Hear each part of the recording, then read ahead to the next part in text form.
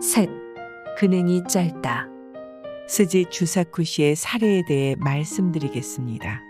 1863년 스지 씨가 27세 되던 해 누이 동생 구라의 정신병에 대해 교조님께 여쭙자 천리왕님이란 어떤 신인가 하는 말씀에 이어 시장할 때 첫 술에 배가 부르지 않듯이 그리 쉽게 낫지는 않겠지만 나날이 조금씩 나아질 테니 라고 말씀하셨습니다. 시장할 때 밥을 먹으면 곧 배고픔이 잊혀집니다. 사람이라면 누구나 기뻐할 일입니다. 그러나 교조님께서 그렇게 배가 고플 때 밥을 먹듯 쉽게는 되지 않겠지만 하루하루 점차 좋아질 것이므로 걱정하지 말라고 말씀하신 것은 성급하게 병의 회복을 바라는 스지 씨의 마음을 이미 아시고 하신 말씀이었다고 생각됩니다.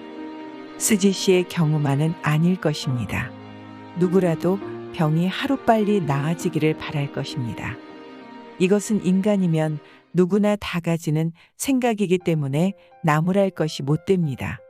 그러나 인간의 생각과 어버이 신님의 의도는 다르다는 것을 친필에서도 누누이 말씀하시고 있습니다.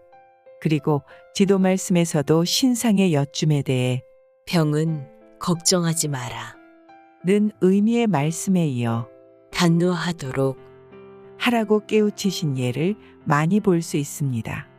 빨리 도와줬으면 좋겠다고 바라기만 해서는 안 되며 병의 근본이 어디에 있는가를 잘 생각해서 그 속에 나타난 어버이 신님의 의도를 잘 깨닫도록 노력해달라는 성급한 인간의 마음에 일침을 가하신 것이라 생각합니다. 그래서 스지 씨는 교조님께서 가르쳐 주신 대로 집에 돌아와 조석으로 박자목을 치면서 나무 천리왕님, 이라고 되풀이 부르며 근행을 올렸습니다. 이것은 후에 명확해졌습니다만 조석 근행의 최초의 형태였다고 할 수 있습니다. 스지 씨는 천리왕님이란 어떠한 신인지 그리고 그 천리왕님에 대한 근행이 구제받을 수 있는 근본이라는 것을 배웠던 것입니다. 순산 허락으로 어버이 신님을 믿고 어버이 신님을 의지하는 것만을 조건으로 수호를 베푸시는 길을 시작한 것이라면 이 시기의 신상구제는 인간에게 도움받을 수 있는 일을 가다듬게 하고 올바른 마음 자세를 갖도록 요청하시고 있다고 생각되는 것입니다. 그런데 전혀 효험이 나타나지 않아서 도대체 어떻게 된 것인가 하여 스지 씨는 교조님께 여쭈어 보았습니다. 말하자면 수호의 재촉과 같은 것이었습니다. 그러자 교조님께서 근행이 짧다. 고 말씀하셨습니다. 당시의 근행이란 그저 박자목만 치며 신명만 부를 뿐 횟수의 정함도 없이 선양을 피워 시간을 정하고 있었습니다만 스지 씨는 선양 한 개비를 해야 할 것을 반으로 잘라 근행을 올렸습니다. 시험 삼아 선양을 태워보니 한 개비가 약 45분 정도, 반이면 약 20분 정도가 됩니다. 이 말씀에 아차 하고 생각이 든 스지 씨는 곧 사죄를 하고 이번에는 가르쳐 주신 그대로 열심히 근행을 올린 즉 엷은 껍질을 벗기듯 점차 좋아지다가 이윽고 완쾌되었습니다. 때는 음력 3월 차츰 농사일이 바빠질 때였습니다. 스지 씨는 급한 성격에 탓도 있었는지 모르지만 일이 바쁘다는 이유도 있고 하여 선양을 반으로 잘라서 근행을 올렸던 것입니다. 이것은 근행을 형식적으로 받아들여 그저 근행만 하면 도와진다고 생각한 것입니다. 그래서 자기의 형편에 맞추어 교조님의 말씀 그대로 한다고 하는 중요한 점을 소홀히 했던 것 같습니다. 근행이 짧다. 는 말씀은 비단 시간이 짧다는 것만을 의미하는 것이 아닙니다. 사람은 살아가기 위해 돈을 벌기 위해서 시간을 아껴가며 일합니다. 또는 좋아하는 것 등을 즐기기 위해 예사로 시간과 돈을 쓰기도 합니다. 그러면서 신님의 잃은 시간이 아깝다고 생각하거나 말을 한다면 역시 교조님께서 근행이 짧다. 고 말씀하시지 않을까요? 이 말씀으로 볼 때 도움을 받는 방법도 여러 가지가 있음을 알 수가 있습니다. 빨리 도움을 받는 것이 반드시 좋은 것만은 아닙니다. 그리고 기원한 대로 수호를 받지 못할 경우 근행이 짧다. 고하신 말씀에 무언가 해당되는 점이 자신에게는 없는가 하는 것을 반성해 보는 것도 중요한 일이라 생각합니다. 넷. 먼저 농민에게. 당시의 사회제도는 산업공상이란 신분상의 서열이 확립되어 있었는데 가장 많았던 것은 역시 농민으로 전체 인구의 8할 이상을 차지하고 있었다고 합니다. 슈야시키 마을은 농촌이기도 했고 또 교조님께 도움을 구하러 오는 사람도 처음은 농민이었다는 것은 당시의 상황으로 보아 자연스러운 일이었습니다. 그런데 교조님께서는 먼저 농민을 구제하고 싶다. 는 말씀을 하셨다고 전해지고 있습니다. 그러면 왜 그런 말씀을 하셨는가를 생각해 보기로 합시다.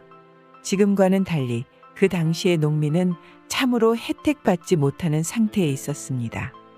생산율이 낮은 농토에다 흉작마저 계속되었는데 세금의 징수는 가차없이 엄했습니다.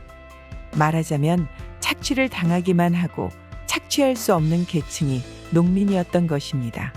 따라서 생활 조건은 아주 나빴고 노동은 가혹했습니다. 게다가 질병도 많았을 것입니다. 더구나 그 대부분이 자신의 책임은 아니었던 것입니다. 농가의 주부였던 교조님께서는 그러한 농민들의 고통을 충분히 알고 계셨을 것입니다. 이러한 농민들의 고통을 나라에서는 결코 구제하려고 하지 않았습니다. 농민의 희생을 바탕으로 모든 사회 체제가 구성되어 있었기 때문입니다. 너희들은 아무 불평하지 말고 잠자코 일만 하라. 그리고 열심히 세금을 바쳐라. 그래야만 선량한 농민이다. 라고 기회 있을 때마다 가르쳤던 것입니다. 소수의 지도금 무사들이 멋대로의 향락을 즐기기 위해 농민을 괴롭히고 있었던 것이 당시의 시대상이었습니다. 이러한 농민을 교조님께서 어떻게 구제하셨을까? 생활이 어려운 사람들에게 가지고 계신 식량을 나누어 주시기도 했습니다. 이것이 베풀미였습니다. 하지만 교조님께서 본격적으로 만가지 구제를 시작하신 후에는 반드시 그렇지만은 않았습니다. 베풀미란 것은 일시적인 도움에 불과합니다. 그때는 좋으나 참된 해결은 스스로 자립할 수 있도록 해주는 것입니다. 참된 해결에 이르기까지는 노력도 필요하고 때로는 고통이 따르기도 하지만 그것을 극복해낸 다음엔 기쁨과 자신을 갖게 되는 것입니다. 교조님께서는 많은 사람들을 도우셨으나 이 당시부터는 스스로 구제받을 수 있는 실천을 하도록 가르치셨습니다. 그것이 앞으로는 신님의 일을 하도록 하는 것이었으며 향기 풍기기 구제 활동을 하도록 하는 것이었을 겁니다.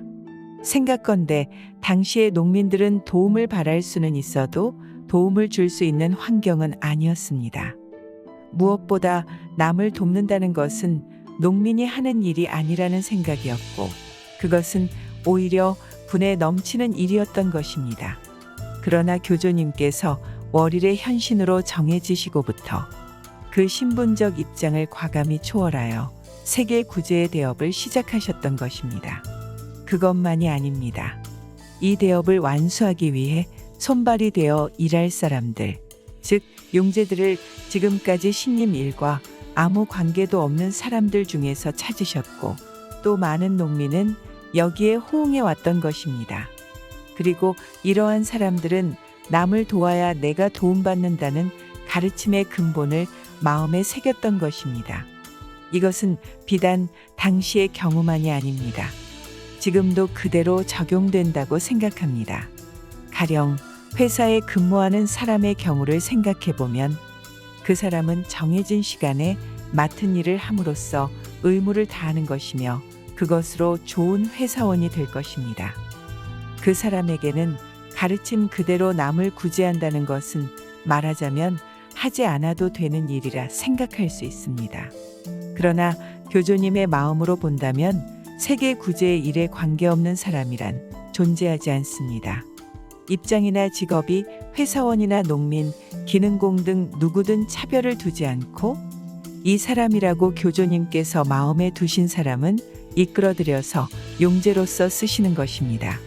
그것이 교조님의 마음이라면 나는 평범한 회사원이기 때문에 용제의 활동은 할 수 없다고 거절하는 마음은 교조님의 마음에 따르지 않고 있다고 할 수 있습니다.